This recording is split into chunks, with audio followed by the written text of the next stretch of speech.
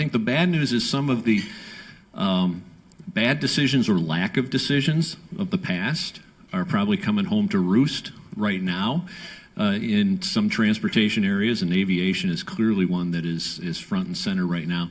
The good news is, with the reauthorization scheduled for next year of the the comprehensive transportation funding bill, there is a good bipartisan focus on working together and getting that done and getting it done on time. When we look at what's going on with transportation, I mean, I think the finding that was most striking to me out of the report was if you just look at transportation revenues adjusted for inflation, they're at the lowest levels since 1998.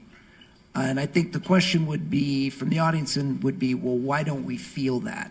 And the reason is because in recent budget cycles, including this one, we've been putting in increasing amounts of general fund dollars, income and sales tax dollars that would normally go to healthcare and education into the transportation fund. That shoe hasn't pinched yet because we've had these, once in a generation, once in two generation general fund surpluses. And we can do that for probably one more cycle. And then after that, there's going to have to be a real reckoning. Maybe using general purpose revenue can happen again.